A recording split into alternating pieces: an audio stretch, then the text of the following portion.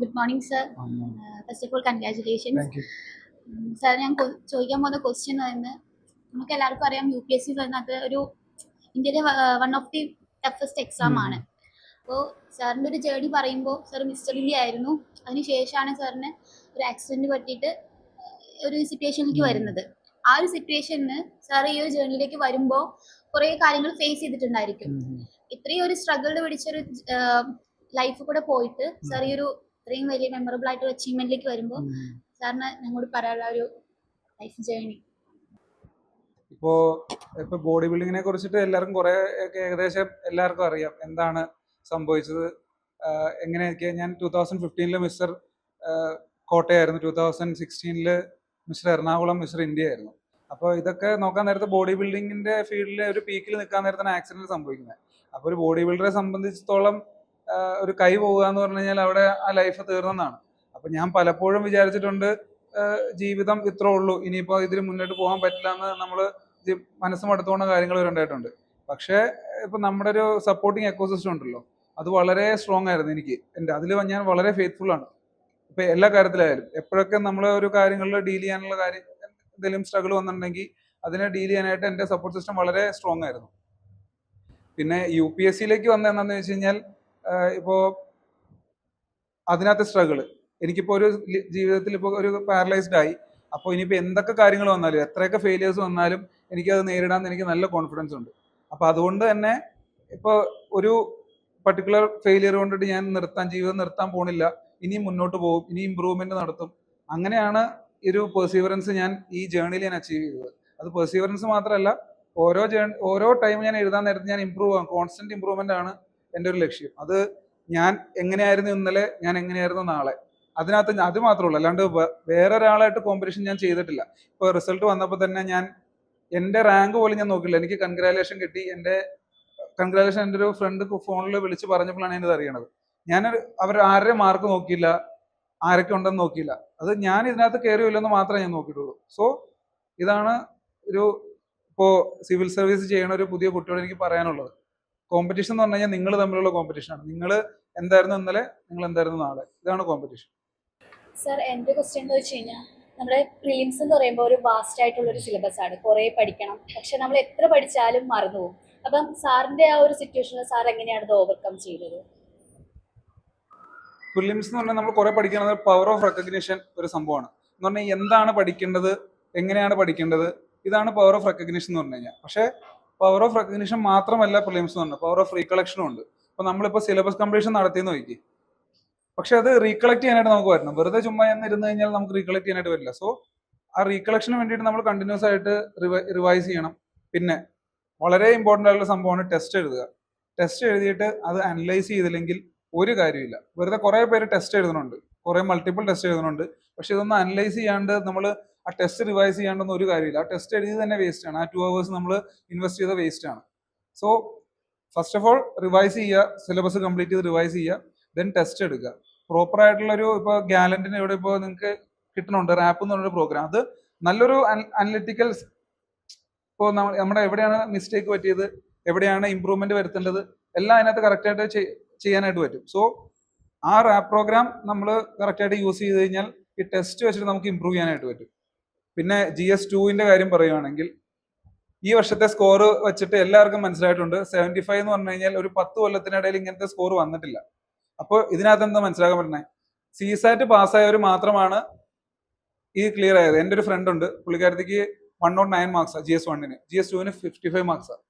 അപ്പോൾ GS2 വളരെ important ആയി മാറിക്കൊണ്ടിരിക്കുന്ന സമയത്ത് നമ്മൾ എന്താ ചെയ്യണമെന്ന് വെച്ച് കഴിഞ്ഞാൽ, കറക്റ്റ് ഇപ്പോൾ ജനറൽ ഒരു അണ്ടർസ്റ്റാൻഡിങ് ഉണ്ടാക്കുക എല്ലാ ടോപ്പിക്കിനെ പറ്റിയിട്ട്. ഇപ്പോൾ ടൈം ആൻഡ് വർക്ക് ആണെങ്കിലും, പെർസെൻറ്റേജ് ആണെങ്കിലും, റേഷ്യോ പ്രൊപ്പോർഷൻ ആണെങ്കിലും, നമ്പർ സിസ്റ്റം ആണെങ്കിലും, ഒരു ജനറൽ അണ്ടർസ്റ്റാൻഡിങ് ഉണ്ടാക്കിയിട്ട് ഒരു 2-3 ടെസ്റ്റ് വീക്കിലി എടുക്കുകയാണെങ്കിൽ നല്ലതാണ്. ബിക്കോസ് ടൈം മാനേജ്മെന്റ് എന്നൊരു സംഭവം ഇതിന് വളരെ ഇമ്പോർട്ടൻ്റ്. ഈ പേപ്പറിന് നമുക്ക് ഒരു 80 ക്വസ്റ്റ്യൻസ് ചെയ്യാനായിട്ട് ചിലർക്ക് പറ്റില്ല 2 hours. പക്ഷേ മറ്റേ GS1-ലാണെങ്കിൽ നമ്മൾ 100 ക്വസ്റ്റ്യൻ അറ്റ്ലീസ്റ്റ് വായിച്ചെങ്കിലും തീർക്കാൻ പറ്റും. ഇത് വായിച്ചു പോലും തീർക്കാൻ പറ്റില്ല. സോ നിങ്ങൾ കണ്ടിന്യൂസ് ടെസ്റ്റ് എടുക്കുകയാണെങ്കിൽ ഒരു 30 minutes നിങ്ങൾ ഇത്ര കാര്യങ്ങൾ ചെയ്യും, റീഡിംഗ് കോമ്പറേഷൻ ചെയ്യും. ബാക്കിയുള്ള സമയത്ത് നിങ്ങൾ ബാക്കി ഈ പറഞ്ഞ റീസണിങ്ങും മാത്സും ചെയ്യാനായിട്ട് പറ്റും.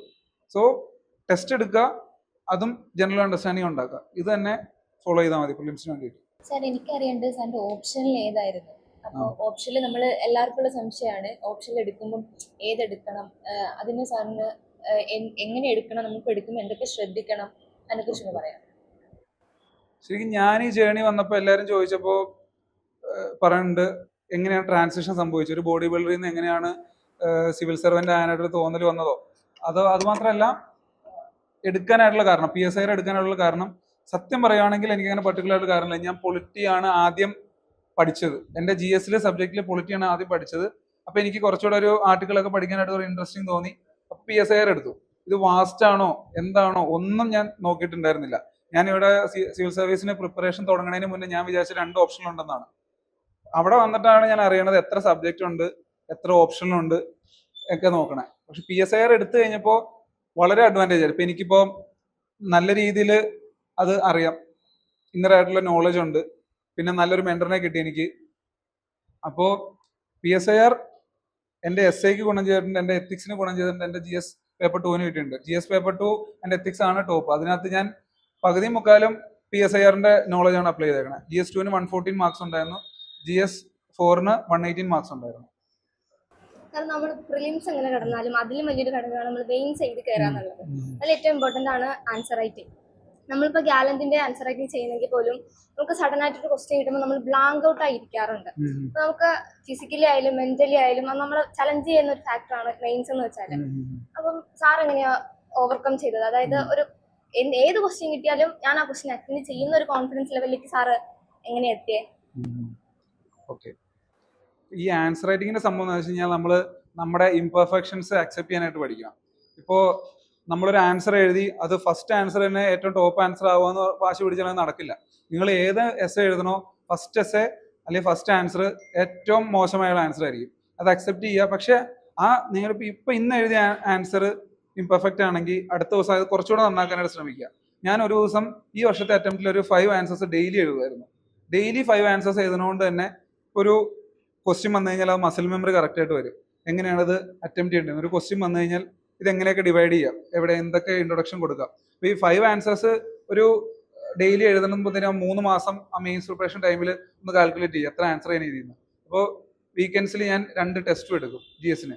അപ്പോൾ ഇതൊക്കെ നോക്കാൻ നേരത്ത് ഒരു 1000+ ആൻസേഴ്സ് ഞാൻ എഴുതിയിട്ടുണ്ടാവും.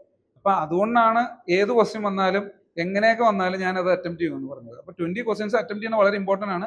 പക്ഷെ അറ്റംപ്റ്റ് ചെയ്യാനായിട്ട് നമുക്ക് നോളജ് മാത്രം പോരാ. നോളജ് കൊണ്ടിട്ട് ഇപ്പോൾ ഒരു ഔട്ട് ഓഫ് ദി കോണ്ടസ്റ്റ് ഒരു ക്വസ്റ്റ്യൻ വരാം, ചന്ദ്രയാന്റെ കമ്പോണൻസ് എന്താണ്, ഇതൊന്നും ആരും പഠിക്കാതെ, ചിലർ പഠിച്ചിട്ടുണ്ടാവും പക്ഷെ ആരും പഠിക്കാത്ത. പക്ഷെ അത് അറ്റംപ്റ്റ് ചെയ്യണത് നമ്മളെ ഈ മസിൽ മെമ്മറി വെച്ചിട്ടാണ്. നമ്മൾ കുറേ ആൻസേഴ്സ് ഇപ്പോൾ 100 or 200 ഒക്കെ ആൻസർ എഴുതി കഴിഞ്ഞാൽ മാത്രമാണ് പറ്റുള്ളൂ. അല്ലാണ്ട് ഒരു ദിവസം അവിടെ ചെന്നിട്ട് നിങ്ങൾ അടിപൊളിയായിട്ട് എഴുതുമെന്ന് പറഞ്ഞാൽ നടക്കില്ല. ആൻസർ എഴുതുക തന്നെ വേണം. Sir, heartily congratulations for your success in this journey. Sir, in this journey, most of the aspirants face ups and downs in their with respect to few things like finance, their mental issues. How we can you tackle in your journey, because you have a accident, then next year only your name in the service. So this is my sincere concern. Like I said, according to me, mind is one of the strongest part of your body. Even if there is no physical form of this mind, there is no particular thing that mind cannot achieve. അപ്പോൾ നിങ്ങൾ ഒരു സംഭവം ആകണം, എന്തെങ്കിലും ആകണം. If you want to achieve something, train your mind that you want to do that. അപ്പോൾ എന്താ സംഭവിക്കുന്നത് വെച്ച് കഴിഞ്ഞാൽ നമ്മളിപ്പോൾ maybe we do not get success, but we are at least going in that particular direction. അപ്പോൾ എൻ്റെ ഇത് വെച്ചിട്ട് എനിക്ക് I have a very positive mindset. എന്ത് കാര്യം ഉണ്ടായാലും ഞാനത് I will take best out of it. അപ്പോൾ അതാണ് എൻ്റെ സ്ട്രോങ്ങസ്റ്റ് പോയിന്റ്. എൻ്റെ കൂട്ടുകാരോടോ if you ask my friends or family, they will say that I will make best out of the worst situation. അതാണ് എൻ്റെ ഒരു ക്വാളിറ്റി. സോ അതുകൊണ്ടാണ് എനിക്കിപ്പോൾ ഇവിടെ എത്താൻ പറ്റിയെന്നാണ് ഞാൻ വിചാരിക്കുന്നത്. സർ, ആക്ച്വലി UPSC എന്ന് പറയുമ്പം ഇപ്പോഴും നമ്മൾ UPSC പ്രിപ്പറേഷനിലോട്ട് ഇറങ്ങാന്ന് പറയുമ്പം പോസിറ്റീവ് ആയിട്ടുള്ള അഭിപ്രായങ്ങളിൽ കൂടുതൽ നമുക്ക് നെഗറ്റീവ് ആയിട്ടുള്ള കാര്യങ്ങളാണ് കേൾക്കേണ്ടി വരുന്നത്. Like it's not something that is easy achievable. Like you have done this thing, like നല്ലൊരു ഡിഗ്രി ഉണ്ട് അല്ലെങ്കിൽ പോസ്റ്റ് ഗ്രാജുവേഷൻ ഉണ്ട്, അപ്പം you have another options in front of you. അപ്പം ഇതിലോട്ട് ഇറങ്ങുന്നത് നല്ലതല്ല എന്ന് കേൾക്കാനാണ് ഒരുപാട് പേര് സാധ്യത. അപ്പം അത് വിചാരിച്ചിട്ട് അങ്ങനെ ഒരു ആഗ്രഹം ഉണ്ടായിട്ടും അതിലോട്ട് വരാത്ത കുട്ടികളുണ്ട്. അല്ലെങ്കിൽ ഇപ്പം നമ്മുടെ സൊസൈറ്റിയിൽ 13 ലക്ഷം ആൾക്കാർ എഴുതുന്ന എക്സാമിൽ നിന്ന് ലൈക്ക് 1010 ആൾക്കാരെ സെലക്ട് ചെയ്യുന്നു. സോ അങ്ങനെ ഒരു ഇതുണ്ട് ലൈക്ക്. അപ്പം അത് എങ്ങനെ മാറ്റാൻ പറ്റും? അല്ലെങ്കിൽ so what is your opinion on this? Okay, ഇപ്പൊ ഞാൻ ആ പേടിയൊന്നും അനുഭവിച്ചിട്ടില്ല. നേരത്തെ പറഞ്ഞ പോലെ തന്നെ ഇതിനെക്കുറിച്ച് ഞാൻ യാതൊരു റിസർച്ചും നടത്തിയിട്ടില്ല. എന്നോട് ആക്സിഡന്റ് കഴിഞ്ഞപ്പോഴത്തേനും പറഞ്ഞു, ഞാൻ കുറച്ചൊരു 2 മന്ത്സോളം പീരീഡിൽ ഞാൻ പറഞ്ഞ ജീവിതം നിന്നുപോയി, ജീവിതം അവസാനിപ്പിക്കണം എന്നൊരു തോട്ട് വന്നിട്ടില്ല എന്ന് ഞാൻ പറയുള്ളൂ. എൻ്റെ മനസ്സിൽ വന്നിട്ടുണ്ട്, ജീവിതം അവസാനിപ്പിക്കണം എന്നുള്ളൊരു തോട്ട് വന്നിട്ടുണ്ട്. പക്ഷെ ആ 2 മന്ത്സ് കഴിഞ്ഞപ്പോൾ ഞാൻ വീണ്ടും റിക്കവർ ആവാൻ തുടങ്ങി, വീണ്ടും ജിമ്മിൽ പോകാൻ തുടങ്ങി.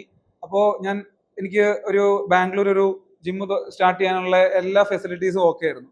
അപ്പോൾ നമ്മൾ ഇൻവെസ്റ്റ്മെന്റ് നടത്താൻ ചെയ്യുന്ന സമയത്ത് ലാസ്റ്റ് ആയിട്ട് ജിമ്മിൽ നമ്മളിപ്പോൾ മാഷ് എന്ന് വിളിക്കണ എൻ്റെ അവിടുത്തെ ട്രെയിനർ ഇങ്ങനെ ഞാനിങ്ങനെ ഡിസ്കസ് ചെയ്തപ്പോൾ പറഞ്ഞു, ഇത് വലിയ കാര്യമൊന്നുമില്ല ഇതിനകത്ത്, വെറുതെ ഇങ്ങനെ മാഷായിട്ട് അല്ലെങ്കിൽ ട്രെയിനറായിട്ട് ആ കസേരയിൽ കയറി ഇരിക്കാം, രണ്ടുപേരും ഒരു ഗുണമില്ല, നിനക്ക് കഴിവുണ്ട്, അപ്പോൾ നീ ഒന്ന് UPSC ഒന്ന് ട്രൈ ചെയ്ത് നോക്കാൻ പറഞ്ഞു.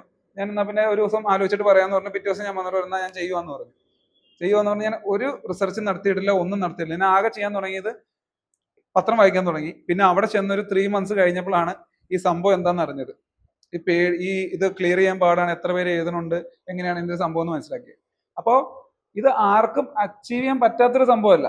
ഇത് നിങ്ങൾ ചിലപ്പോൾ നെഗറ്റീവായിട്ട് കുറച്ച് കാര്യങ്ങൾ കാണുന്നതായിരിക്കും. ഇപ്പോൾ ഇത്ര പേര് എഴുതണുണ്ട്, പക്ഷെ ആ കോമ്പറ്റീഷൻ നടക്കുന്ന ഒരു 50,000 ആളുകളായിരിക്കും. 30,000 പീപ്പിൾ ആപ്ലിക്കേഷൻ കൊടുത്തിട്ടുണ്ടെങ്കിൽ the competition will be for the 50,000 people. അത് എന്നും അങ്ങനെയാണ്. ഇത് നിങ്ങൾ എപ്പോൾ UPSC എടുത്ത് നോക്കാൻ തുടങ്ങിയാലും 5 ലക്ഷം പേരായിരിക്കും കുറച്ച് നേരത്തെ അപ്ലൈ ചെയ്തത്. ഇപ്പൊ 10 ആയി കാണും, കുറച്ച് കഴിയുമ്പോൾ 13 ആവും. പക്ഷെ the competition will be with the 50,000 people. അപ്പോൾ അതാണ് നിങ്ങൾ നോക്കേണ്ടത്. അല്ലാണ്ട് ഇപ്പോൾ അച്ചീവ് ചെയ്യാൻ പറ്റില്ല അങ്ങനെ നോക്കിയിട്ട് കാര്യമില്ല. ട്രെയിൻ യുവർ മൈൻഡ്, നേരത്തെ പറഞ്ഞ പോലെയാണ്, train your mind that you can achieve it. 2023 paper is gradual shift from the UPSC pattern. So most of the aspirants, like me, I am also one of the example. So we change our mindset to do some other things, like this is going to be very tough and these kind of situations. And now we are approaching to prelims. Just we'll have to around 50 to 55 days. So what is your suggestions to overcome these kind of stresses in our mind? Like I earlier said, accept the imperfections. But in this case, I will say that accept the anxiety and the tension that you will face in this particular preparation journey. That's a part and parcel of it. You will definitely face this anxiety during the prelims, mains, or in the interview. Accept that and try to keep a calm mind. That's what I need to say to you. So during exam hall, what we have to do to control our first 5 minutes of after seeing the question papers? What we have to do during that time period, because that is the most crucial time for next going to question papers. Okay, I haven't done any particular thing in the exam hall, but I will definitely do meditation for at least 10 minutes in the morning of the particular section. സാറിന് ഇന്റർവ്യൂവിന് ചോദിച്ച most difficult ആയിട്ടുള്ള question എന്തായിരുന്നു? Most difficult ആയിട്ട് what are the components of the aircraft. അപ്പൊ എനിക്ക് എഞ്ചിനീയറിംഗിൽ തന്നെ കാര്യമായിട്ട് സംഭവങ്ങളൊന്നും അറിയില്ല. അപ്പൊ എന്ത് ക്വസ്റ്റ്യൻ വന്നാലും I was mentally prepared that I do not know, I will say I do not know. അപ്പോൾ ഇത് ചോദിക്കാൻ നേരത്തും അത് ഗ്രാജുവൽ ആയിട്ട് അത് തന്നെ പറഞ്ഞു, I do not know sir.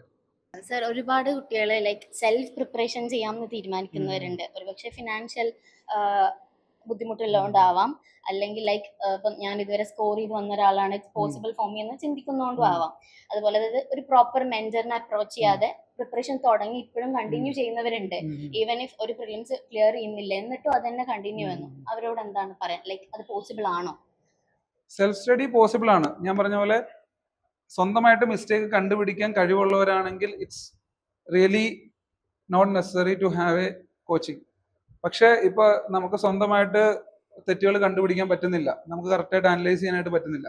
So institution പോലെ ഗാലന്റ് പോലുള്ള ഇൻസ്റ്റിറ്റ്യൂഷൻ വളരെ ഇമ്പോർട്ടൻ്റ് ആണ്. കറക്റ്റ് ആയിട്ടുള്ള മെന്റേഴ്സ്, ഇപ്പൊ നമ്മൾ എപ്പോൾ വിളിച്ചാലും ഫോൺ എടുക്കുന്ന ഒരു സാറുണ്ടെങ്കിൽ വളരെ നല്ലത്. അല്ലാണ്ട് നമുക്ക് തെറ്റ് കണ്ടുപിടിക്കാൻ പറ്റുന്നില്ല, നമുക്കെല്ലാം തന്നെ ചെയ്യാൻ പറ്റും എന്ന് പറയുന്നത് വളരെ ബുദ്ധിമോശമായിട്ടുള്ള ഒരു കാര്യമാണ്. അതാണ് പറഞ്ഞത്, ഇംപെർഫെക്ഷൻസ് അക്സെപ്റ്റ് ചെയ്യാനായിട്ട് പറ്റിയില്ലെങ്കിൽ ഇത് ക്ലിയർ ചെയ്യാനായിട്ട് പറ്റില്ല. നിങ്ങൾ നിങ്ങളുടെ ഫെയിലിയേഴ്സ് ഇതൊക്കെയാണ് നിങ്ങൾ മനസ്സിലാക്കിയില്ലെങ്കിൽ it's very difficult to clear this exam. Sir ആദ്യം ആസ്പിരന്റിൽ നിന്ന് ഇപ്പൊ ഒരു ഓഫീസർ പോസ്റ്റിലേക്ക് പോവാൻ നിൽക്കുകയാണ്. എങ്ങനെയാ സാർ ആ changing moment, life changing moment ആയിരുന്നല്ലോ സാർ റിസൾട്ട് വന്ന സമയം, സാർ അതെങ്ങനെ നോക്കിക്കാണും? അല്ലെങ്കിൽ ഇപ്പോഴും ട്രൈ ചെയ്യുന്ന ആസ്പിരൻസിനോട് സാറിന് എന്താ? ഇപ്പോ നമ്മുടെ ലിസ്റ്റിൽ പേര് വന്നപ്പോ എനിക്ക് അത് മാത്രമേ ഉണ്ടായിരുന്നുള്ളൊരു കൺസേൺ. നമ്മൾ ആദ്യം ഒരു ഫെയിലിയർ സംഭവിച്ചു, ഇപ്പൊ 2021 ഒരു ഫെയിലിയർ സംഭവിച്ചു. ഇപ്രാവശ്യം കിട്ടിയില്ലെങ്കിലും ഞാൻ എന്റെ മൈൻഡ് സെറ്റ് കറക്റ്റ് ആയിരുന്നു, ഞാൻ ഇത് അച്ചീവ് ചെയ്തിട്ടാണ് ഞാൻ അത് നിർത്തുള്ളൂ. അപ്പോ ഇപ്രാവശ്യം പേര് വന്നപ്പോഴാണെങ്കിലും എനിക്കൊരു എന്താ പറയുക, ഒരു സാറ്റിസ്ഫാക്ഷൻ, കംപ്ലീറ്റ് ആയിട്ടുള്ള സാറ്റിസ്ഫാക്ഷൻ കിട്ടിയോന്ന് ചോദിച്ചു കഴിഞ്ഞാൽ ഇല്ല. പക്ഷെ എന്താ പറയുക, ഒരു ചേഞ്ച്, കംപ്ലീറ്റ്ലി ലൈഫ് ചേഞ്ച് ചെയ്യും, നമ്മളിലേക്ക് അറ്റൻഷൻ വരുന്നു. ഇപ്പോ എന്റെ കാര്യം പറയുകയാണെങ്കിൽ എല്ലാത്തിലും ഞാൻ ഫസ്റ്റ് ഇൻ ദ സെൻസ് എന്റെ നാട്ടില് ഫസ്റ്റ്, ഒരു പഞ്ചായത്തിലോ അടുത്തുള്ള പഞ്ചായത്തിലോ അവിടെ ഫസ്റ്റ്, ഒരു സിവിൽ സർവന്റ് ആയിട്ടുള്ള ഒരാള്, സ്കൂളിലും കോളേജിലും ഇങ്ങനെ ആയിട്ടുള്ള ഒരാള്. അപ്പൊ ഇതിലൊക്കെ വളരെയധികം പ്രൗഡായിട്ടുള്ളത്. അപ്പൊ എന്താ സംഭവം എന്ന് വെച്ച് കഴിഞ്ഞാൽ നമ്മളെക്കാളും പ്രൗഡ് നമ്മള് വളരെ സന്തോഷമായിരിക്കും നമ്മുടെ ചുറ്റിനുള്ളവരെ പ്രൗഡായിട്ട് കാണാൻ നേരത്ത്. ഇപ്പോൾ എൻ്റെ അമ്മയാണെങ്കിലും അച്ഛനാണെങ്കിലും അനിയനാണെങ്കിലും, അനിയനൊക്കെ ഇത് അറിഞ്ഞപ്പോൾ തൊട്ട് പുള്ളി അവിടെ പടക്കം പൊട്ടിക്കാൻ തുടങ്ങി, പുള്ളി ഫ്ലെക്സ് അടിക്കാൻ തുടങ്ങി. അപ്പൊ ഇതൊക്കെയാണ് പുള്ളിയുടെ പരിപാടി ഉണ്ടായിരുന്നത്. അപ്പൊ ഇതൊക്കെ കാണാൻ നേരത്ത് നമുക്ക് സന്തോഷമാണ്, ഇവരൊക്കെ നമ്മളിൽ പ്രൗഡ് കണ്ടെത്തുക എന്ന് പറയുന്നത്. സോ ഇതാണ് പറയാനുള്ളത്. സർ, UPSC പ്രിപ്പറേഷൻ നമ്മൾ വരുമ്പോൾ എല്ലാവരും പറയുന്ന ഒരു മിത്താണ്, നമുക്കിനി ഒന്നിനും സമയമില്ല, ടോട്ടലി നമ്മൾ പഠിക്കണം, ഫുൾ ടൈം പഠിക്കണം എന്നുള്ളത്. അപ്പൊ നമുക്ക് അതുവരെ കുറെ ഹോബീസ് ഉണ്ടായിരിക്കും. അപ്പൊ നമ്മൾ ഈ UPSC പ്രിപ്പറേഷൻ വരുമ്പോൾ ആ ഹോബീസ് കൂടെ കൊണ്ടുവരണോ അതവിടെ സ്റ്റോപ്പ് ചെയ്യണം? ഹോബീസ് നമ്മളെ UPSC പ്രിപ്പറേഷനിൽ സഹായിക്കുമോ? പിന്നെ ഒരുപാട് സഹായിക്കും. കാരണം എന്താ വെച്ച് കഴിഞ്ഞാൽ എനിക്കൊരു ഹോബി തുടങ്ങിയത് UPSC പ്രിപ്പറേഷൻ വന്നു കഴിഞ്ഞിട്ട്, റീഡിംഗ് എന്ന് പറഞ്ഞൊരു ഹാബിറ്റ്. അപ്പോൾ ഞാൻ ഈ പറഞ്ഞ പോലെ തന്നെ ഇപ്പോൾ എൻ്റെ ഈ പറഞ്ഞ മെന്റൽ ട്രാൻസിഷൻ ഉണ്ടല്ലോ, ഇതിനകത്ത് ബുക്ക് വളരെയധികം സഹായിച്ചിട്ടുണ്ട്. ഇപ്പൊ UPSC എന്ന് പറയുന്ന സംഭവം നമ്മുടെ വേൾഡ് ക്ലിയർ ആക്കി തന്നു, ചുറ്റിനും എന്താണ് നടക്കുന്നത്, എങ്ങനെയാണ് കാര്യങ്ങളൊക്കെ റൺ ചെയ്യണത്, ഇങ്ങനെ കുറെ കാര്യങ്ങളൊക്കെ മനസ്സിലാക്കി. പിന്നെ അതുകൂടാതെ തന്നെ ഒരുപാട് സെൽഫ് ഹെൽപ്പ് ബുക്ക് ഞാൻ ആദ്യം വായിക്കുമായിരുന്നു, അത് കഴിഞ്ഞിട്ടാണ് നോവൽസിലേക്ക് മാറിയത്. അപ്പൊ ഈ ബുക്ക് നമ്മളെ മെന്റലി അപ്പ് ചെയ്യാനായിട്ട് സഹായിച്ചിട്ടുണ്ട് എന്നെ ഒരുപാട്. അപ്പോൾ ഹോബി നിർത്താന്ന് പറഞ്ഞു കഴിഞ്ഞാൽ അത് നമ്മളെ ഒരു എന്താ പറയുക, ഒരു ബുദ്ധിയോ ആക്കില്ല, നമ്മൾ വെറുതെ മെന്റലി ഡിപ്രസ്ഡ് ആയി പോകും നമ്മുടെ ഹോബീസും കൂടി ഇല്ലാണ്ടായി കഴിഞ്ഞാൽ. സോ എനിക്ക് 2 ഇമ്പോർട്ടൻറ്റ് ഹോബീസ് ഉണ്ടായിരുന്നു. ഒന്ന് വർക്കൗട്ട് ഉണ്ടായിരുന്നു, പിന്നെ റീഡിംഗ് ഉണ്ടായിരുന്നു. വർക്കൗട്ട് നേരത്തെ ഉണ്ടായിരുന്നു, പക്ഷെ റീഡിംഗ് ഞാൻ ഇതിന് വേണ്ടിയിട്ട് കൊണ്ടുവന്നൊരു സംഭവമാണ്. മെന്റലി ഫിസിക്കലി എനിക്ക് സപ്പോർട്ട് ചെയ്യാനായിട്ട് വർക്കൗട്ട് ഉണ്ട്, പക്ഷെ മെന്റലി ഹെൽപ്പ് ചെയ്യാനായിട്ട് ബുക്കും ഉണ്ട്. അതിലൊരു സബ് ക്വസ്റ്റ്യനെ, ആ. ഇപ്പോ ചില ആൾക്കാർക്ക് ഹോബീസ് അങ്ങനെ ഉണ്ടാവില്ല, ഹോബീസ് ഇല്ലാത്ത കുറെ ആൾക്കാരുണ്ടായിരിക്കും. അപ്പൊ UPSC ഇന്റർവ്യൂവിന് പോകുമ്പോൾ അതിലുള്ള മെയിൻ ഒരു സംഭവമാണ് ഹോബീസ് എന്താന്നുള്ള ഒരു ക്വസ്റ്റ്യൻ. അപ്പൊ നമ്മൾ അവിടെ എന്ത് പറയണം? നമ്മൾ ഹോബീസ് ഉണ്ടാക്കാനുള്ള ടൈം ഉണ്ടോ UPSC പ്രിപ്പറേഷനിൽ? ഹോബീസ് ഉണ്ടാക്കാൻ ഞാൻ പറഞ്ഞില്ല, ഇതുപോലെ തന്നെ ഹോബീസ് ഉണ്ടാക്കാനുള്ള ടൈം ഉണ്ട്. പക്ഷെ ഹോബീസ് ഇല്ലാന്ന് വെച്ചിട്ട് ഒരാൾ തെറ്റുകാരനല്ല. അത് ഇപ്പോ ഒരു മനുഷ്യജീവികൾ എന്ന് പറഞ്ഞു കഴിഞ്ഞാൽ അത് പല തരത്തിലുണ്ട്. അപ്പോ ഹോബീസ് ഇല്ലെങ്കിൽ അത് ഒരിക്കലും ഒരു തെറ്റല്ല. എനിക്ക് താല്പര്യമില്ല ഒരു കാര്യത്തിലും, എനിക്ക് പഠിക്കാനാണ് താല്പര്യം, സോ എനിക്ക് ഹോബീസ് ഇല്ല. സോ സർ, സോ നമ്മുടെ ഇൻസ്റ്റിറ്റ്യൂട്ടിലെ ഗാലന്റിലെ അക്കാഡമിക് കോർഡിനേറ്റർ ആണ് സർ. ഇപ്പം റിസൾട്ട് അറിയുന്ന ദിവസം വരെ വർക്ക് ചെയ്തുകൊണ്ടിരുന്നത്. I think still you are here. അപ്പോൾ ഇവിടുത്തെ ഈ ഒരു പ്രിപ്പറേഷനും മെന്റർഷിപ്പും അല്ലെങ്കിൽ കുട്ടികൾക്ക് കൊടുക്കുന്ന, ഇപ്പം ഇവിടെ അതായത് ഇപ്പം മോക്ക് ടെസ്റ്റിൽ മാർക്സ് ലോ ആയിട്ടുള്ള കുട്ടികളെ ഇവർ ബൂസ്റ്റ് ചെയ്യാൻ വേണ്ടിയിട്ട് നമ്മൾ എക്സ്ട്രാ പ്രോഗ്രാംസ് ചെയ്യുന്നുണ്ട്. അപ്പം ഇവിടുത്തെ ഒരു എക്കോ സിസ്റ്റത്തിനെ കുറിച്ചിട്ട് സാറിന് എന്താ പറയാനുള്ളത്? ഇപ്പോൾ ട്രിവാൻഡ്രം ഇതിനൊരു ഹബ്ബായി മാറിക്കൊണ്ടിരിക്കുകയാണ്. ഈ പറഞ്ഞ സിവിൽ സർവീസ് ഇൻസ്റ്റിറ്റ്യൂഷൻ 2018 വരെ ഞാൻ ഡൽഹിക്ക് പോകുന്നത്, ആ ടൈം വരെ അതൊരു ഹബ്ബ് അല്ലായിരുന്നു. പിന്നെ അത് കഴിഞ്ഞ് ഗ്രാജുവലായിട്ട് വളരെ ഇമ്പോർട്ടൻ്റ് ആയിട്ടുള്ള ഹബ്ബായി മാറിക്കൊണ്ടിരിക്കുകയാണ്. ഇന്ത്യയിലെ തന്നെ ഇപ്പോൾ സ്റ്റുഡൻറ് സെൻട്രിക് ആയിട്ട് നടത്തിക്കൊണ്ടിരിക്കുന്ന കുറേ ഇൻസ്റ്റിറ്റ്യൂഷൻസ് ഇവിടെ ഉണ്ട്. അതിലൊരു ഇൻസ്റ്റിറ്റ്യൂട്ടാണ് ഗാലന്റ് എന്ന് പറയുന്നത്. ഗാലന്റ് ഇവിടെ വന്നു കഴിയാൻ നേരം നമുക്ക് മനസ്സിലാവും എല്ലാ ഇൻസ്റ്റിറ്റ്യൂട്ടിലും. ഇപ്പോൾ ഞാൻ കുറേ over the period of 6 years ഞാൻ കുറേ ഇൻസ്റ്റിറ്റ്യൂട്ടായിട്ട് ഞാനിങ്ങനെ അസോസിയേറ്റ് അല്ല, അവരായിട്ട് എനിക്ക് കണക്ഷൻസ് ഉണ്ട്. അപ്പോൾ എല്ലാവരും കൊടുക്കുന്നത് ഏകദേശം സെയിം ക്വാളിറ്റി ഓഫ് മെറ്റീരിയൽസ് ആണ്. അപ്പോൾ ഇപ്പൊ ഇവിടുത്തെ കാര്യം എന്ന് പറഞ്ഞു കഴിഞ്ഞാൽ ഇവിടെ ഒരു 10 മാസമോ 11 മാസം നിങ്ങൾ കോഴ്സ് കംപ്ലീറ്റ് ചെയ്താൽ യു വിൽ ബി സാറ്റിസ്ഫൈഡ്. അപ്പോൾ ഇവിടെ ഇരിക്കുന്ന എല്ലാ കുട്ടികളും ഇപ്പോൾ ഇവിടെ വന്നിരിക്കുന്നവരൊക്കെ 10 to 11 months കോഴ്സ് കംപ്ലീറ്റ് ചെയ്തു, നിങ്ങളൊക്കെ സാറ്റിസ്ഫൈഡ് ആണ്. അപ്പോൾ ബാക്കിയുള്ളവർക്ക് ഇത് തന്നെയാണ് പറയാനുണ്ടാവുള്ളൂ. So everything same. സാർ ഇപ്പോൾ സർവീസിലോട്ട് കിടക്കാൻ പോവുകയാണ്. അപ്പം മേ ബി ഫുൾ അറ്റംപ്റ്റ് കഴിഞ്ഞു, കിട്ടിയില്ല, നമുക്ക് സർവീസ് കിട്ടിയില്ല എന്നുണ്ടെങ്കിൽ സാർ എന്ത് ചെയ്യുമായിരുന്നു? സാറിന്റെ ഇപ്പോഴത്തെ ഒരു ചിന്തയിൽ സാർ എന്ത് ചെയ്യാനായിരിക്കും കൂടുതൽ? ഇപ്പോ എല്ലാരും ചെയ്യണത് തന്നെ എന്താണ്, ഈ വേറെ നമുക്ക് ജോലിയൊന്നും കിട്ടിയില്ല. ഇപ്പോ ഈ പറഞ്ഞ പോലെ ഒരുപാട് പേരുണ്ട്. ഇപ്പൊ എനിക്ക് എൻ്റെ ഒരു ഫ്രണ്ട് ഉണ്ട്, പുള്ളിക്ക് പറഞ്ഞ പോലെ തന്നെ അറ്റംപ്റ്റ് കുറെ ആയി. അതുകൊണ്ട് പക്ഷെ ജോലി വേറെ ഉണ്ട്, അതുകൊണ്ട് കുഴപ്പമില്ല. പക്ഷെ ഇപ്പൊ വേറെ നമ്മൾ ട്രൈ ചെയ്യണില്ല, ഇതുപോലെ തന്നെ ഈ ഫീൽഡിൽ തന്നെ നിന്ന് മുന്നോട്ട് പോകാനാണ് താല്പര്യമെങ്കിൽ ഇതിപ്പോ ഒരു മെന്റർ ആയിട്ടോ ഇപ്പൊ അക്കാഡമിക് കോർഡിനേറ്റർ ആയിട്ടോ പിന്നെ അല്ലെങ്കിൽ ടീച്ച് ചെയ്യാനോ ഒരുപാട് ഓപ്പർച്യൂണിറ്റീസ് ഉണ്ട്. കാരണം ഒരുപാട് ഇൻസ്റ്റിറ്റ്യൂഷൻസ് വരുന്നുണ്ട്, ഒരുപാട് ഓപ്പർച്യൂണിറ്റീസ് ഉണ്ട്. അതുകൊണ്ട് തന്നെ ഇത് ഈ ഫീൽഡിൽ തന്നെ നിന്ന് പോകാനാണ് എന്റെ താല്പര്യം. സാർ നമ്മള് ഹ്യൂമൻ ബീങ്സ് എവിടെ പോയാലും നമ്മളെ കൂടെ വരുന്ന ഒരു സംഭവമാണ് ലേസിനെസ് എന്ന് പറയുന്നത്. നമ്മളിപ്പോ എന്ത് ചെയ്യുകയാണെങ്കിലും അതിന് കൂടെ നമ്മളിപ്പോ നിൽക്കുന്ന ഒരു സംഭവമാണല്ലോ ലേസിനെസ് എന്ന് പറയുന്നത്. പക്ഷെ UPSC പ്രിപ്പറേഷനിൽ അത് പാടില്ലാത്തൊരു സംഭവമാണ്. കാരണം നമ്മൾ എപ്പോഴും എനർജറ്റിക് ആയിരിക്കേണ്ട ഒരു, നമ്മൾ അത്രയും ആക്റ്റീവ് ആയിരിക്കണം. സാർ എങ്ങനെയാണ് സാറിന്റെ ലേസിനെസ്സിനെ ഓവർകം ചെയ്തത്? ഞാൻ ലേസി പീരീഡ്സിനെ ഞാൻ പ്രൊഡക്റ്റീവായിട്ട് യൂസ് ചെയ്യാനായിട്ട് ശ്രമിച്ചു. അതായത് നമ്മളിപ്പോൾ ബുക്ക് ഇപ്പൊ എന്തെങ്കിലും നമ്മൾ റിലാക്സ് ചെയ്യുന്ന ടൈം, ഇപ്പൊ ലേസിനെസ് മാറ്റാൻ വേണ്ടിയിട്ടാണ് ഈ റിലാക്സേഷൻ ടൈം നമ്മൾ കൊടുക്കണമെന്ന് പറഞ്ഞു. ഇപ്പൊ സാറ് നേരത്തെ പറഞ്ഞ പോലെ തന്നെ ഇപ്പൊ ഈ മരം വെട്ടി കണ്ടിന്യൂസ് ആയിട്ട് മരം വെട്ടി കഴിഞ്ഞാൽ ചിലപ്പോൾ അതിന് എഫക്റ്റ് ഉണ്ടാവില്ല. കറക്റ്റായിട്ട് നമ്മൾ ഷാർപ്പൻ ചെയ്യണം ഇടയ്ക്കിടയ്ക്ക്. ഇതിനു വേണ്ടിയിട്ട് ഹോബീസ് വളരെ സഹായിക്കും. ഇപ്പൊ നമുക്ക് ലേസിനെസ് തോന്നി കഴിഞ്ഞാൽ ഇടയ്ക്ക് ബുക്ക് എടുത്ത് വായിക്കും, അല്ലെങ്കിൽ വർക്ക്ഔട്ട് ചെയ്യാനായിട്ട് പോകും, വാക്കിന് പോകും. അപ്പൊ അങ്ങനെയാണ് ഞാൻ എന്റെ ലേസിനെസ് കൺവേർട്ട് ചെയ്തുകൊണ്ടിരുന്നത്, ഒരു എനർജറ്റിക് അല്ലെങ്കിൽ പ്രൊഡക്റ്റീവ് ആയിട്ടുള്ള ഒരു സംഭവമായിട്ട് മാറ്റിക്കൊണ്ടിരുന്നത്. സാർ എനിക്ക് ഇമ്പോർട്ടൻസ് ഓഫ് സപ്പോർട്ട് സിസ്റ്റത്തിനെ കുറിച്ചാണ് ചോദിക്കേണ്ടത്. സാർ ഇപ്പോൾ പറഞ്ഞു സാറിന് ഒരു ബെറ്റർ ആയിട്ടുള്ള ഒരു സപ്പോർട്ട് സിസ്റ്റം ഉണ്ടെന്ന്. നമുക്ക് എപ്പോഴും ഈ ഒരു UPSC ജേണിയിൽ എപ്പോഴും നമ്മൾ എനർജറ്റിക്കോ അല്ലെങ്കിൽ ഫുൾ മോട്ടിവേറ്റഡ് ആയിട്ടിരിക്കാൻ പറ്റില്ല എന്ന്. അപ്പം എങ്ങനെയാ ഒരു സപ്പോർട്ട് സിസ്റ്റം നമ്മൾ ഈ ഇതിൽ നിന്ന് ഓവർകം ചെയ്യാൻ പറ്റുക? എത്രത്തോളം ഹെൽപ്പ് ചെയ്യും ഒരു സപ്പോർട്ട് സിസ്റ്റം ഉണ്ടെങ്കിൽ? എന്റെ ഒരു കാര്യം എന്ന് വെച്ചാൽ ഞാൻ അധികം ഈ പ്രശ്നങ്ങൾ പുറത്തു പറയാത്തൊരു ക്യാരക്ടറാണ്. ഇപ്പൊ എന്തുണ്ടെങ്കിലും ഞാൻ തന്നെ അത് ഡീൽ ചെയ്യാനായിട്ട് ശ്രമിക്കും. പക്ഷെ ഈ പറഞ്ഞ പോലെ തന്നെ നമുക്കിപ്പോ ഒരു ഫസ്റ്റ് ഫെയിലിയർ ഉണ്ടായി, അപ്പോൾ നമ്മളിപ്പോ ഒന്നും പറഞ്ഞില്ല, ഉള്ളിലാണ് ഇതെങ്കിലും നമ്മുടെ ഇപ്പോൾ ഫാമിലി പറയുവാണ് ഇനിയും എഴുതാം, നിനക്ക് ഇനിയും സപ്പോർട്ട് തരാം എന്ന് പറയുവാണെങ്കിൽ അതൊരു സപ്പോർട്ട് സിസ്റ്റം ആണ്. പിന്നെ രണ്ടാമത് ഇപ്പൊ എന്തെങ്കിലും പ്രശ്നം ഉണ്ടെങ്കിൽ ഇപ്പൊ ഫാമിലിയോട് പറയണം. ഇപ്പോൾ അച്ഛനോടും അമ്മയോടും അവർക്ക് ടെൻഷൻ ആണല്ലോ എന്ന് വിചാരിച്ചിട്ട് ഞാൻ പറയണത് എന്റെ ഗേൾഫ്രണ്ടിനോടായിരിക്കും. പക്ഷെ ഇപ്പൊ ഗേൾഫ്രണ്ട് അല്ലേ, ഇപ്പൊ ഫിയാൻസി ആണ്. അപ്പോ അതുകൊണ്ട് ഇപ്പൊ എൽസയാണ് ഫിയാൻസിയുടെ നെയിം. അവളും നന്നായിട്ട് എന്നെ ഹെൽപ്പ് ചെയ്തിട്ടുണ്ട്. പിന്നെ അതുപോലെ തന്നെ ഫ്രണ്ട്സ് ചുറ്റിന് നിന്ന് എന്തൊക്കെയാണ് പ്രശ്നം. ഇപ്പോൾ എന്റെ റൂംമേറ്റ് ഉണ്ട് ഗിരി എന്ന് പറഞ്ഞിട്ട്, പുള്ളി എന്താ പറയുക, ഇപ്പൊ സീസായിട്ട് എനിക്ക് പ്രശ്നം ഉണ്ടെന്ന് ഞാൻ പറഞ്ഞു കഴിഞ്ഞപ്പോൾ പുള്ളി ഒരു അഡ്വൈസ് തന്നു. അപ്പോൾ ഇതെല്ലാം കൊണ്ടും എനിക്ക് സപ്പോർട്ട് സിസ്റ്റം വളരെയധികം സഹായിച്ചിട്ടുണ്ട് എന്റെ കാര്യത്തിൽ. സാർ ഈ വട്ടം അറ്റംപ്റ്റ് കൊടുക്കുന്നുണ്ടോ? ഈ വർഷം കൊടുക്കുന്നുണ്ട്. ഞാൻ 895 കുറച്ചുകൂടെ പ്രതീക്ഷിച്ചായിരുന്നു. ഞാൻ കുറച്ച് വർക്ക് ചെയ്തൊരു പേപ്പറുണ്ട്, എസ് എ നന്നായിട്ട് ഞാൻ വർക്ക് ചെയ്ത പേപ്പറാണ്.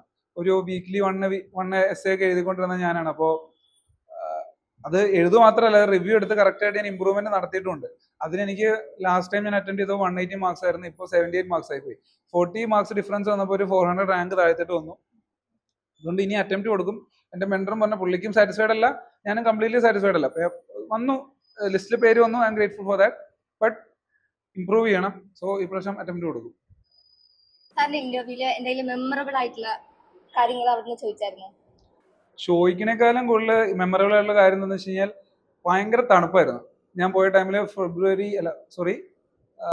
ജനുവരി 15th ആണ് എന്റെ ഇന്റർവ്യൂ ഉണ്ടായിരുന്നത്. അത് ഫോർനൂൺ ആണ്. സോ നമ്മളൊരു 8:15 ഒക്കെ ആയപ്പോൾ അവിടെ എത്തി. അപ്പോൾ ഒരു 4 ഡിഗ്രി 5 ഡിഗ്രി ഒക്കെ ആയിരിക്കും ടെമ്പറേച്ചർ. അപ്പൊ ഞാൻ വിചാരിച്ചത് ധോൾപൂർ ഹൗസിൽ ഇൻസൈഡിൽ ഒരു ഹീറ്റർ സിസ്റ്റം ഉണ്ടാവുമെന്ന്. പക്ഷെ അവിടെ കയറി കഴിഞ്ഞപ്പോൾ മനസ്സിലായത് ഹീറ്റർ സിസ്റ്റം ഒന്നുമില്ല. നമ്മളവിടെ ഇരുന്ന് തേമേഴ്സ് ഒന്നും ഞാൻ ഇടാണ്ട പോയത്. സോ ഒരു സ്യൂട്ട് മാത്രം ഇട്ടിരുന്ന് എന്റെ ഇന്റർവ്യൂ വന്നപ്പോൾ 9 o'clock കയറി 12:30 ഒക്കെ കഴിഞ്ഞ് എന്റെ ഇന്റർവ്യൂ വന്നപ്പോൾ. അപ്പൊ ഇത്രയും നേരം ഞാൻ ഇരുന്ന് കഴിഞ്ഞപ്പോൾ എന്റെ ബ്ലഡ് ഭയങ്കരമായിട്ട് കോൾഡായി.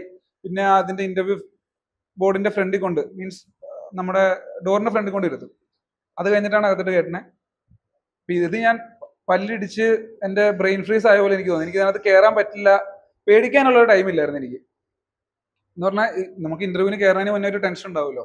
അപ്പൊ ഈ ടെൻഷൻ ഞാൻ ഈ ബ്രെയിൻ ഫ്രീസ് ആയതുകൊണ്ട് അത് മറന്നുപോയി, ആ ടെൻഷൻ. പിന്നെ ഇത് എങ്ങനെയും മാറി കഴിഞ്ഞാൽ എനിക്ക് അവിടെ ചെന്ന് പറയാൻ പറ്റുള്ളൂ എന്നൊരു ടെൻഷനായി. അപ്പൊ ആ ഒരു സംഭവം എന്റെ മെമ്മറബിൾ ആണ്. എനിക്കിത് എല്ലാവരോടും പറയാനായിട്ട് താല്പര്യമുള്ള ഒരു സംഭവമാണ്. സർ, ഇംഗ്ലീഷ് എന്നുള്ളത് ഒരുപാട് പേർക്ക് ഭയങ്കര ഒരു കൺഫ്യൂസ്ഡ് ആയിട്ടുള്ള അല്ലെങ്കിൽ പേടിയായിട്ട് കാണുന്ന ഒരു സംഭവമാണ് ഇപ്പം UPSC. അതായത് ഇന്റർവ്യൂവിൽ പോകുമ്പോൾ ഓക്കെ നമുക്ക് നമ്മുടെ മദർ ടങ്ങിൽ സംസാരിക്കാം. പക്ഷെ സാർ നേരത്തെ പറഞ്ഞ പോലെ എസ് എഴുതുന്ന സമയത്ത് it needs A good vocabulary on English language. അപ്പം എത്രയൊക്കെ നമ്മൾ പ്രിപ്പറേഷനിൽ ഇംഗ്ലീഷ് ബിൽഡ് ചെയ്യാൻ ശ്രമിച്ചാലും ഒരു ലിമിറ്റ് വരെ നമുക്ക് ബിൽഡ് ചെയ്യാൻ പറ്റുന്നുള്ളൂ. ഇപ്പം എസ്സേയിലെ questions it's not familiar questions അല്ലേ, നമുക്ക് വേർഡ്സ് കാണാതെ പഠിച്ച് പോകാൻ പറ്റുന്നില്ല. So what is your how you deal with that? പക്ഷെ ഞാൻ ഈ പറഞ്ഞ എൻ്റെ ഒരു 121 മാർക്സ് കിട്ടി. അപ്പൊ എനിക്ക് 78 കിട്ടിയാലും അത് ഒരു പെർസ്പെക്റ്റീവിന്റെ കളിയാണ്. ഇത് നോക്കുന്ന ആളുടെ ഒരു കാര്യമുണ്ട്. കാരണം അതിന് ആൻസർ കീ ഇല്ല ഈ എസ് ഐക്ക്. പക്ഷെ എൻ്റെ കൂടെ വന്നൊരു ആ പുള്ളിക്കും റാങ്ക് ഉണ്ട്, 121 മാർക്സ് ഉണ്ടായിരുന്നു. പുള്ളിയുടെ എസ് ഐ ഞാൻ നോക്കി കഴിഞ്ഞപ്പോഴത്തേനും വളരെ സിമ്പിൾ ആണ്. വൊക്കാബുലറി ഒന്നും ഈ പറഞ്ഞ പോലെ ഇല്ല. കുറച്ച് കോഡ്സ് ഉണ്ട്, സിമ്പിൾ ആയിട്ടുള്ള ലാംഗ്വേജിൽ എഴുതിയേക്കുന്നത്. സോ അത് വലിയ കാര്യമില്ല. പിന്നെ ഇന്റർവ്യൂവിന്റെ കാര്യം ചോദിച്ചില്ല. ഇന്റർവ്യൂ മലയാളത്തിൽ കൊടുക്കുവാണെങ്കിൽ തന്നെ അത് കുറച്ച് പ്രശ്നം ഉണ്ടാകാൻ കാര്യമുണ്ട്. ബിക്കോസ് നമ്മുടെ ഒരു ഫ്രണ്ട് ഇതുപോലെ മലയാളത്തിൽ കൊടുത്തു, പുള്ളിക്ക് 110, 120 മാർക്സ് അടുത്ത് കിട്ടിയിട്ടുള്ളൂ. പുള്ളിക്ക് ഇംഗ്ലീഷ് എന്താ അറിയാത്തെന്നുള്ളൊരു ചോദ്യം വരും അവിടെ. ഒരു സിവിൽ സർവന്റ് എന്താണ് ഇംഗ്ലീഷ് അറിയാത്തെന്നുള്ള ചോദ്യം, എന്താണ് ഇത്ര കോൺഫിഡൻസ് ഇല്ലായ്മ എന്നൊരു ചോദ്യം വന്നു കഴിയുമ്പോൾ പ്രശ്നമാണ്. മലയാളത്തിൽ കൊടുത്ത ആ സുഹൃത്തിന് 120, 130 മാർക്സ് ഉള്ളൂ. സാറിന്റെ കറണ്ട് അഫെയർ പ്രിപ്പറേഷൻ എങ്ങനെയായിരുന്നു? കറണ്ട് അഫയേഴ്സ് ഞാൻ മന്ത്ലി മാഗസിൻ വായിക്കുന്ന ഒരാളാണ്. അതിപ്പോൾ ഏത് മന്ത്ലി മാഗസിൻ ആണെങ്കിലും കുഴപ്പമില്ല, കറക്റ്റായിട്ട് റിവൈസ് ചെയ്യണം. ഇത് ചുമ്മാ വായിച്ചു പോയിട്ട് കാര്യമില്ല. ഞാൻ ഒരു മന്ത്ലി മാഗസിൻ, ഒരു 12 മന്ത്ലി മാഗസിൻ ഉണ്ടെങ്കിൽ അതൊരു 2 times മന്ത്ലി റിവൈസ് ചെയ്യും.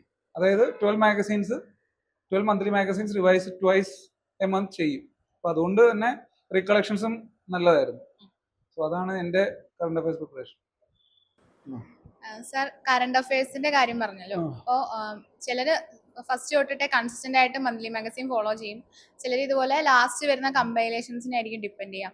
അപ്പോൾ ഞാൻ ഫസ്റ്റ് തൊട്ടേ മന്ത്ലി മാഗസിൻ കവർ ചെയ്യുന്ന ആളാണ്. അതിൻ്റെ ഇടയിൽ ശരിക്കും പറഞ്ഞ ഒരു ബ്രേക്ക് വന്നായിരുന്നു. അപ്പോൾ പിന്നെ കറണ്ട് അഫയേഴ്സിന്റെ ടച്ച് വിട്ടു. അപ്പോൾ കൺസിസ്റ്റന്റ് ആയിട്ട് ഇനിയിപ്പം റിവൈസ് ചെയ്യാൻ ഏറ്റവും എളുപ്പമായിട്ട്, അതായത് ഇപ്പം എക്സാം എടുക്കാറായല്ലോ, ഇനി നമുക്ക് റിവൈസ് ചെയ്യാൻ ഏറ്റവും എളുപ്പമായിട്ട് എങ്ങനെ കറണ്ട് അഫയേഴ്സ് റിവൈസ് ചെയ്യാം? UPSC പ്രിപ്പറേഷനിൽ there is no particular ideal thing to do. ഇപ്പോൾ ഒരാൾക്ക് വർക്ക് ചെയ്യുന്ന കാര്യം ചിലപ്പോൾ അടുത്ത ആൾക്ക് വർക്ക് ചെയ്യുന്നില്ല. ഇപ്പോൾ എൻ്റെ റൂംമേറ്റ്, ഞാൻ മന്ത്ലി മാഗസിൻ വായിക്കുന്ന ഒരാളാണ്, പക്ഷെ പുള്ളി ഇയർലി കമ്പലേഷൻ വായിക്കുന്ന ഒരാളാണ്. ഇയർലി കമ്പലേഷൻ മാത്രമാണ് വായിച്ചിട്ടുള്ളൂ. ഒരു 2 months കണ്ടിന്യൂസ് ആയിട്ട് ഈ പറഞ്ഞ പോലെ തന്നെ, ഞാൻ പറഞ്ഞ പോലെ തന്നെ വെറുതെ വായിച്ചിട്ട് കാര്യമില്ല. റെക്കഗ്നേഷൻ മാത്രം പോലെ റീകളക്ഷനും വേണം. സോ റിവൈസ് ചെയ്യുക. അത് ഇപ്പോൾ ഇയർലി ആണെങ്കിലും മന്ത്ലി ആണെങ്കിലും റിവൈസ് ചെയ്തിട്ടാണ് കാര്യമുള്ളൂ. ഇതാണ് കറണ്ട് അഫയേഴ്സിൽ ചെയ്യാവുന്നത്. സർ, നമ്മളൊരു UPSC ആസ്പിരൻ്റ് ആയതിനു ശേഷമാണ് ശരിക്കും എന്താണ് നമ്മൾ ചുറ്റും നടക്കുന്നത് എന്നുള്ളതിനെ കുറിച്ച് ബോധേഡ് ആവുന്നത്. അല്ലെങ്കിൽ നമ്മൾ ഇന്റൻഷനലി ബോധേഡായി പോവുകയാണ്, ലൈക്ക് നമുക്ക് ആവശ്യമാണല്ലോ. സോ അങ്ങനെ പഠിച്ചു തുടങ്ങിയ സമയത്ത് സാറിന് കുറച്ച് കാര്യങ്ങൾ ഇപ്പം നമുക്കായാലും തോന്നാറുണ്ട്. ഇപ്പം ഇതിൽ കുറച്ച് മാറ്റം കൊണ്ടുവരണം, ഇത് ഇങ്ങനെ ആയാൽ നന്നായിരുന്നു, ഇവർക്കാണ് ശരിക്കും അങ്ങനെ കുറച്ച് കാര്യങ്ങൾ നമുക്ക് തോന്നും. സോ അപ്പോൾ എന്താണ് സാറിന് സർവീസിൽ കയറിയതിനു ശേഷം ആദ്യമായിട്ട് ചെയ്യാൻ ആഗ്രഹമുള്ളത്? അല്ലെങ്കിൽ like I think you got the question. Yes. ആദ്യമായിട്ട് ചെയ്യാൻ ആഗ്രഹമുള്ളതെന്ന് പറഞ്ഞു കഴിഞ്ഞാൽ ഡിസേബിൾ ഫ്രണ്ട്ലി എന്ന് പറഞ്ഞൊരു കോൺസെപ്റ്റ് ഈ അടുത്താണോ, പക്ഷെ നമ്മൾ ചുറ്റും നോക്ക്, ചുമ്മാ ഒരു എന്താ പറയുക, ഒരു റെയിൽവേ സ്റ്റേഷൻ എടുക്കും, ഒരു വീൽ ചെയറിൽ വന്ന ഒരാൾക്ക് ഈ പ്ലാറ്റ്ഫോമിൽ നിന്ന് അടുത്ത പ്ലാറ്റ്ഫോമിലേക്ക് എങ്ങനെ പോകും? ഇത് എല്ലായിടത്തും ഒന്നുമില്ല, ഈ മെയിൻ സ്റ്റേഷൻസിൽ മാത്രമേ ഉള്ളൂ ഈ ലിഫ്റ്റൊക്കെ. ഈ ലിഫ്റ്റ് തന്നെ കുറെ അടുത്ത് വർക്ക് ചെയ്യണമില്ല. അപ്പോൾ ഇതെങ്ങനെ അപ്പുറത്തേക്ക് കിടക്കും? ഇത് ഞാൻ ചിന്തിക്കാൻ തുടങ്ങി എപ്പോഴാന്ന് വെച്ച് കഴിഞ്ഞാൽ ഞാൻ ഡൽഹിക്ക് പോയപ്പോഴാണ്. എനിക്കിപ്പോൾ അറ്റ്ലീസ്റ്റ് ഒരു കൈയാണ് പോയിട്ടുള്ളൂ. അപ്പോൾ കാലില്ലാത്തവർ എങ്ങനെ ഇത്രയും ദൂരം വന്ന് പഠിക്കും, ഇത്രയും ദൂരം ട്രാവൽ ചെയ്യും മെട്രോയിൽ കയറിയിട്ട്? അപ്പോൾ ഇതാണ് ആദ്യം കൊണ്ടുവരാനുള്ള ചേഞ്ച്. പിന്നെ ഈ പറഞ്ഞ പോലെ തന്നെ കുറെ ഈ മിസ്ഫിറ്റ്സ് എന്ന് പറഞ്ഞിട്ടൊരു ചാനലുണ്ട്. അത് കുറെ UPSC ആസ്പിരൻസ് ഓഫീസേഴ്സ് ഒക്കെ കൂടി ഇൻവോൾവ് ചെയ്തിട്ടൊരു ചാനലാണ്. അപ്പോൾ അവർ പറയണതെന്ന് വെച്ച് കഴിഞ്ഞാൽ, ഇപ്പം നമുക്കിപ്പോൾ എവിടെയെങ്കിലും ഒരു ഒഫീഷ്യൽ വിസിറ്റിന് പോകാൻ നേരത്ത് ഒരുപാട് പൈസ ചിലവാക്കിയിട്ടാണ് കുറെ ആളുകൾ സിവിൽ സർവൻസ് പോകുന്നത്. ഇപ്പൊ പറഞ്ഞ പോലെ റോമില് പിന്നെ നമ്മൾ വിസിറ്റിന് പോവാണ്, എന്തെങ്കിലും ആവശ്യത്തിന് വേണ്ടിയിട്ടായിരിക്കും. ഇപ്പൊ കേരള ഗവൺമെന്റിന്റെ ഭാഗമായിട്ട് എന്തെങ്കിലും ടൂറിസം വർദ്ധിപ്പിക്കാനോ അങ്ങനെ എന്തെങ്കിലും വേണ്ടിയിട്ട് പോകണമായിരിക്കും. പക്ഷെ ഇവര് ഒരു ലക്ഷറി ഹോട്ടൽ എടുത്തിട്ട് ഒരു ദിവസത്തെ ചെലവ് വരുന്നത് 5 ലക്ഷം രൂപ 6 ലക്ഷം രൂപയാണ്. അതൊന്നും ഒരിക്കലും ചെയ്യാൻ പാടില്ലാത്തൊരു കാര്യമാണ്. ഇത് ഞാൻ ഒരിക്കലും ചെയ്യില്ല എന്നാണ് എനിക്ക് പറയാനുള്ളത്. സാർ, എനിക്ക് ചോദിക്കാനുള്ളത്, നമ്മൾ ഇന്റർവ്യൂ സെഷനിൽ പല ക്വസ്റ്റ്യൻസ് നമ്മൾ നേരിടും. അതിൽ സാറിന് ഇന്റർവ്യൂവിന് ശേഷം ചോദിച്ച ഏതെങ്കിലും ചോദ്യത്തിൽ സാറിന് ഒന്നുകൂടി ചിന്തിപ്പിച്ച ചോദ്യം ഏതായിരുന്നു? സാറിന്റെ ജീവിതത്തിൽ എന്തെങ്കിലും എന്ത് ചോദ്യമായാലും സാർ ഇത് എല്ലാം നമ്മൾക്ക് ഉത്തരം പറയാൻ പറ്റില്ല, എല്ലാത്തിനും നമുക്ക് നോ പറയാനും പറ്റില്ല. അപ്പൊ സാറിനത് ഒന്നും കൂടെ റീതിങ്ക് ചെയ്യിപ്പിച്ച ഏതെങ്കിലും ഒരു ക്വസ്റ്റ്യൻ ഉണ്ടായിരുന്നു? അവരെ റീതിങ്ക് ചെയ്തത്, ആ സമയത്ത് ഞാൻ പോയ സമയത്ത് ഹൗത്തീസിന്റെ ഒരു പ്രശ്നം നടക്കുമായിരുന്നു. ഹൗത്തി റിബൽസിന്റെ റെഡ് സീയിൽ ഒരു പ്രശ്നം നടക്കുമായിരുന്നു. അപ്പൊ ഇന്ത്യക്ക് കുറച്ച് പ്രശ്നങ്ങൾ ഉണ്ടായിരുന്നു. സോ ഒരു ക്വസ്റ്റ്യൻ ഉണ്ടായിരുന്നത്, why did minister S Jaishankar visited Iran during that time. അപ്പോൾ അത് ഞാൻ പറഞ്ഞത് I did not know it particularly, but India has a long time relationship with Iran and a historical relationship with Iran. അപ്പോൾ അത് maintain ചെയ്യാനായിട്ടാണ് പോയതെന്നാണ് ഞാൻ പറഞ്ഞത്. പക്ഷേ അത് കുറച്ചുകൂടെ കാര്യമായിട്ട് പറയുന്നത് അറ്റ്ലീസ്റ്റ്, അല്ലെങ്കിൽ എനിക്കത് കൃത്യമായിട്ട് അറിയില്ല, so I can stop there. അപ്പം അങ്ങനെ കുറച്ച് ചേഞ്ച് വരുത്താം. അത് മാത്രമാണ്, ആ ക്വസ്റ്റ്യൻ മാത്രമാണ് എനിക്ക് കുറച്ചൊരു ഇരുത്തി ചിന്തിപ്പിച്ചിട്ടൊരു സംഭവം ഉണ്ടായിരുന്നു. സാർ എനിക്ക് സാറിന് പ്രിപ്പറേഷനെ കുറിച്ചാണ് ചോദിക്കാനുള്ളത്. എല്ലാ കുട്ടികളും നമ്മളിപ്പം ഓരോരുത്തരും കേട്ട് ഒരു മിത്ത് പോലെയൊക്കെ പോയിക്കൊണ്ടിരിക്കുന്നത്, ഇത് ചെയ്യണം, ഇത് ചെയ്യാൻ പാടില്ല. അപ്പോൾ സാറ് വരുത്തിയിരുന്ന തെറ്റും അല്ലെങ്കിൽ ഇനിയിപ്പം ഉള്ള ആസ്പിരന്റോട് ഇത് ചെയ്യാൻ പാടില്ല എന്ന് സാറിന് ഇവർ ചെയ്തേക്കാവുന്ന എന്തെങ്കിലും തെറ്റുകൾ സാറിന് പറയാൻ പറ്റുമോ? ഇപ്പം ഞാൻ ചെയ്തൊരു മിസ്റ്റേക്ക് എന്ന് പറഞ്ഞു കഴിഞ്ഞാൽ I took CSAT as light in the first attempt. അപ്പോൾ അത് ഞാൻ പേ ചെയ്യേണ്ടി വന്നു അതിന്. അതുപോലെ തന്നെ എൻ്റെ ഫ്രണ്ട്സ് ഇപ്പോൾ കുറേ പേര് ഇവിടെ ഈ ലാസ്റ്റ് അറ്റംപ്റ്റിൽ ഞാൻ ഈ പറഞ്ഞ പോലെ തന്നെ 109, 100+ GS1 ഉണ്ട്, പക്ഷേ GS2 മാർക്കില്ല. അത് ഞാൻ പറയും, ഡോണ്ട് ടേക്ക് CSAT ലൈറ്റ്ലി. അതൊന്ന്. പിന്നെ മെയിൻസിൻ്റെ കാര്യത്തിൽ ഞാൻ പറയുവാണെങ്കിൽ ആൻസർ റൈറ്റിംഗ്, ഇത് നിങ്ങൾ അവിടെ ചെന്നിട്ട് ഇമ്പ്രൂവ് ചെയ്ത് വരുത്താം, അല്ലെങ്കിൽ 3 മാസം കൊണ്ട് ഇമ്പ്രൂവ് ചെയ്ത് വരുത്താമെന്ന് വിചാരിക്കുന്നത് വളരെ ബുദ്ധിയില്ലാത്തൊരു കാര്യമാണ് ചെയ്യണത്. പിന്നെ രണ്ടാമത്തെ കാര്യം, ചെറിയ നോട്ട്സ് ഉണ്ടാക്കുക. ഒരു പോയിന്റ് എഴുതി കഴിഞ്ഞാൽ അത് സബ്സ്റ്റാൻഷിയേറ്റ് ചെയ്യാനുള്ള എക്സാമ്പിൾസ് നമ്മൾ കളക്ട് ചെയ്ത് വയ്ക്കുക. ഒരു GS1, GS2, GS3, GS4 എന്ന് പറഞ്ഞിട്ട് നമ്മൾ കളക്ട് ചെയ്ത് വെച്ച് കഴിഞ്ഞാൽ നല്ലതായിരിക്കും. ഒരു പർട്ടിക്കുലർ സെപ്പറേറ്റ് ബുക്ക് ഉണ്ടെങ്കിൽ അത് ഞാൻ ഈ വർഷം ചെയ്തു. അതുകൊണ്ട് തന്നെ അത് മാർക്ക് ഇമ്പ്രൂവ് ചെയ്യാനായിട്ട് പറ്റി. ഇനിയും കുറച്ചുകൂടെ നന്നായിട്ട് അത് ചെയ്യണമെന്ന് വിചാരിക്കുന്നു. സർ, അപ്പം ഞങ്ങൾക്ക് ഇവിടെ ക്ലാസ് തുടങ്ങിയ സമയത്ത് ശരത് സാറാന്ന് തോന്നുന്നു, ഐ തിങ്ക് IR പഠിപ്പിച്ചപ്പോൾ ആദ്യമായിട്ട് നമ്മളോട് പറഞ്ഞിട്ടുണ്ടായി, ഇനി നിങ്ങൾ അപ്പോളിറ്റിക്കൽ ആണ്, ഇനി നിങ്ങൾക്ക് രാഷ്ട്രീയമില്ല. സോ അപ്പം സർ ഒരു പൊളിറ്റിക്കൽ ഐഡിയോളജിയിൽ വിശ്വസിച്ചിരുന്ന ഒരാളായിരുന്നിരിക്കും ഒരു പക്ഷേ. അപ്പം UPSC-ലോട്ട് വന്നതിന് ശേഷം you have to be a political person. അപ്പം അതെങ്ങനെയായിരുന്നു? ലൈക്ക് അപ്പോൾ അതിന് ബുദ്ധിമുട്ട് ഉള്ള ആൾക്കാരുണ്ടായിരിക്കാം, അത്ര നന്നായിട്ട് പൊളിറ്റിക്സ് കൊണ്ടുപോയിട്ടുള്ള ആൾക്കാർ.